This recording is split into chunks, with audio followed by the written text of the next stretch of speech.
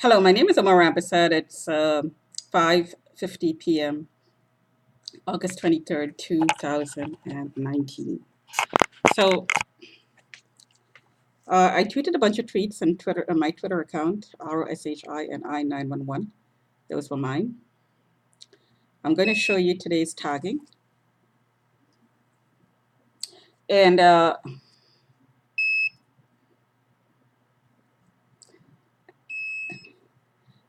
and I've been I've been recording with this detector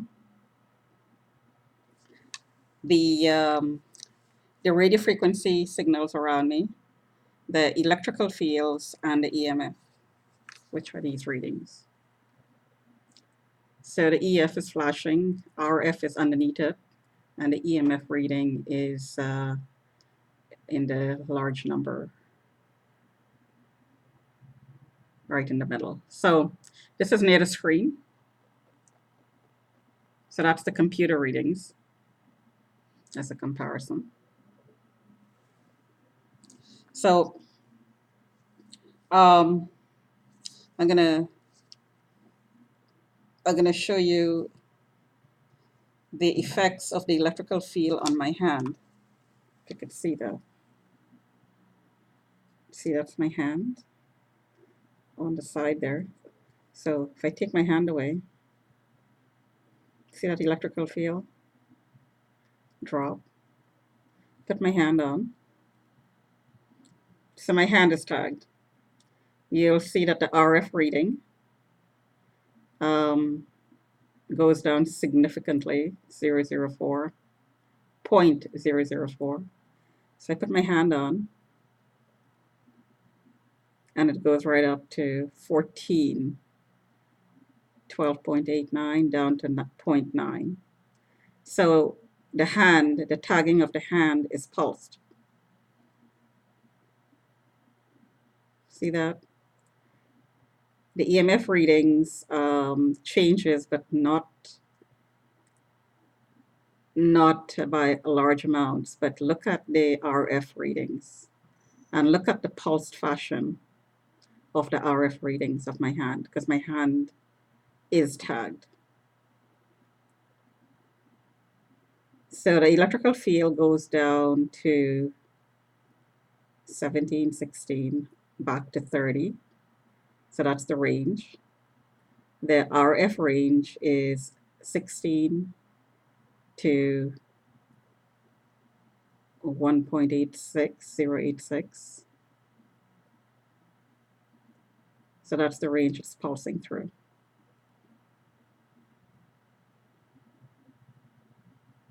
So that's just as an example of the type of data that I'm collecting um, about the way I'm being pulsed with these technologies. So radio frequency weapons, devices, and also laser, the technology that's called active denial system, which is similar to a laser, burns your skin, can cause heart attacks, put you in shock. So these are technologies that's being used on me. So I've been talking about the symptoms. Now I am gathering the data to support those symptoms in very, very hard form. This is hard data, scientific data. So it would seem that the targeting has escalated. And I heard the comment outside, we're at the disposal stage. So this technology, of course, takes away your privacy. Obviously, my hands are tagged. So wherever my hand is, and it's whoever is sitting on the computer looking at my form, they're seeing me silhouette in a very detailed fashion, much like the millimeter wave technology being used in airports. So very detailed. All my body openings would be visible to this person. And of course, no privacy. When you go to the bathroom, they know exactly what you do. When you wash yourself in the bathtub, if you take a shower, they know exactly what you're doing. And it is being recorded. So this is hard evidence that I am being stalked inside of my home. I'm being harassed inside of my home. I'm being tortured inside of my home. And I've recorded on my videos attempted um, attempts on my life, basically. I've had symptoms of heart attacks that I went to the emergency about. And I had all the symptoms of a heart attack, and there was no diagnosis. 12 o'clock, 1 o'clock at night, I was sent home from the emergency. Nothing's wrong. Um, I went to the emergency with all the signs of having blood clots, and no clots were found. Ultrasounds were done, no clots. So that's very interesting. So what's causing the symptoms? Well, I would take a very, very educated guess and say that these signals are what's causing these symptoms. It's a torture program, really. So when these signals are aimed between your legs, they can be aimed in a pulse fashion, like I just demonstrated, between your legs. And if ultrasounds are used, sonic technology, so you can use light technology, you can use radio frequency technology, you can use EMF technology, you could use laser technology, you could also use sound technology. It really doesn't matter which energy form you use, they all cause heat, they generate heat. So when ultrasounds are used, you can actually combine that with the haptic technology that we have now, and have somebody image you, and the person would have to be close around the unit and act on your body remotely, much like a surgeon would do a remote operation with remote technologies. This is exactly what's being done on targets. You're being experimented on remotely as you sleep at night. And rape takes place when these signals are uh, pointed into your genitals and simulate the in and out motion of a sex act, or torture, sadistic acts like people, um, um, um, sadistic rapists would do things that these people would do. And I'm having an even hard time just verbalizing the possibilities with a laser on kids. Um, Now, this has not always been the case in my case. Um, there's a lot of experimentation going on, a lot of voyeurism going on. I'm suspecting that in my case, it started as not pedophilia, but voyeurism, because I came to this country when I was 16 and a half. So it wouldn't be pedophilia, but it would be the people who would want to remotely rape or remotely view and masturbate, sexual perverts. So in Rohini Besasai's case, she talked about white men, older white men in her life who circled back into her life as she got older. So she knew them when she was younger, and they circled back into her life as she got older to help her out, quote unquote. Um, so is there a similarity in the pattern of sexual predatory programs that's been run under the flagging system? I talked about brown skinned people and their kids, um, immigrants coming into the country, and who are vulnerable, obviously, because they're new, don't have a whole lot of money, don't know the culture.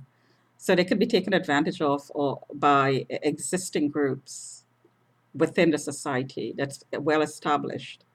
and who is members of these groups are in all levels of society and all professions, but they're loosely networked together and they work together behind the scenes to create this ring, much like Epstein's ring.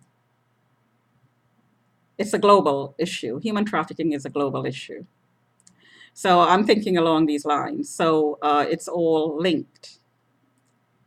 So I was living in the Etobicoke area 40 years ago, and it was a predominantly middle class, upper middle class in some parts, white society area. My school, I was the only Indian person in the school when I enrolled. So poor, um, new to the country, naive, obviously vulnerable. So very susceptible to be taken advantage of, to being taken advantage of by people in the environment, on the street, in the area. People who probably were around the schools. You know, so I'm suspecting that this is where my targeting started. So when I moved into this building, um, it was known that I wasn't flagged. I mean, after 9/11 happened, all kinds of people got flagged for all kinds of reasons. But before 9/11, I wasn't flagged. But I was in this in this program that older white men were taken advantage of, and then when they're finished, they pass you around, and then pyramid style, they pass you down. So in Rohini Besasar's case, she said in her own words that she preferred white men. But at the end of her working career, before she got charged, she was working for a company called Sudan and Company.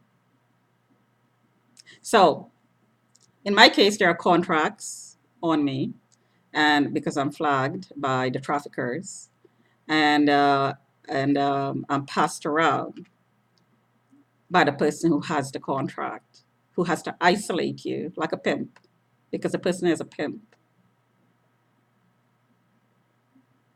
and has to generate a file about you that degrades you because you're now a sex slave, a slave. So after 9/11, I was flagged by people in this building using the Anti-Terrorist Act. Then I was flagged under the Mental Health Act. Then I heard I'm flagged as a prostitute, but that would be the criminal code, and none of it is true. Absolutely none of the suspicions, quote unquote. These are deliberate lies, really not suspicions. Of course, none of it is true. Absolutely not true. In fact, just the opposite is true. So the pimps and the traffickers go out of their way and desperately, almost desperately try to cover their tracks by artificially criminalizing their targets because they're already trafficking. So they have to cover the trafficking. How do you do that? Well, by saying the person is a prostitute when the person is not, never have been a prostitute. I mean, Rohini Bessa obviously wasn't a prostitute. She was trying to integrate into the Western culture in Canada, which was different than from Guyana, but that doesn't make her a prostitute. Maybe she was seen differently by her parents. But so to get back to my point, the traffickers who sign you out, because this is the reason they sign you out, because they know you're a target. They have to criminalize you artificially. They have to commit you based on lies when nothing is wrong with you. Uh, it's a necessary step to covering up the trafficking that's going on. So I'm not a prostitute. There's absolutely nothing wrong with me. I'm not mentally ill. There is absolutely no criminal intent in anything I do. I have absolutely nothing to do with criminal activity, just the opposite. But here I am flagged up with all three things based on the harassing comments from the pimps outside my window and anywhere I go. And I'm passed around to all kinds of people in the workplace, people like Gokara and Hazel, men and women, because the rumor is I'm gay, which of course I'm not. And all kinds of comments about being remotely trained by the pimps in this building outside the window, comments outside the window. So the training is done by these signals. That's how the training is done. The selection is done by the scouts, people in the building who are in positions, workers who are who are working as eyes and ears, scouts, for traffickers that they are working with on the outside of the building, that they're networked with. So people like Gord, who was a building superintendent in this building, um, I heard flagged me because I was coming home late and alone, and I was living alone. So he used this reality. I was coming home late, but the reason for that was because I was taking courses at night after work at UFT at the University of Toronto. But he turned that around and he called the cops and flagged me. This is what I heard outside the window. And the cops who are looking, the infiltrated dirty cops in the police force who are trafficking and who are looking for new recruits to pipeline into the network to be trafficked to people like Stan, they're they're happy to get these calls. They're happy to get people flagged. They're always looking for new people. Huge business, $1 trillion business. So this is what's going on. So when people are saying that, oh, there is a lot of shouting going on in the building, in the unit, and cleaners are calling the cops, and cleaners are calling security, and the neighbors are calling security. Well, when the power is turned up to thousands, some of these readings go over 2,000 sometimes. That causes excruciating pain, headaches, nausea, earaches, um, stomach cramps, leg cramps, blood clots. Um, if you don't verbalize what's going on, they will kill you. You will be dead. Because some of this is testing. And the test is to see how you react. And if you don't say anything and you stay quiet, they will turn up the power until they do get a reaction. This is part of the testing and the experiment that's going on, which is why I verbalize. So also, of course, to deal with the emotions that this sort of technology is supposed to cause when it's turned up extremely high. So the verbalizing is um, it it results in two things. Number one, the experimentee on the other side of this technology gets a feedback, and they now know what range and of the signals, the power of the signals causes whatever reaction that's being emitted. So they could feed that back into their program. And they get something to record to make you look like you are mentally ill. Because this technology is not talked about by the Toronto police, it's not recognized officially by the Toronto police or anybody in the legal system as yet that I know of. I could be wrong. But the data that I'm collecting with this unit, this detector, which is very good, and it's backed up by other detectors, you get almost exact readings on both detectors. Um, that is in the level and the power that's emitted, that's being used. Um, this is really good evidence. This is extremely good evidence to present to court. So this is not in my head, and I'm not paranoid. There's no mental illness. There is experimentation, there is torture, there is remote rape, there is voyeurism, there is remote stalking, there is remote spying. Talk to you another time.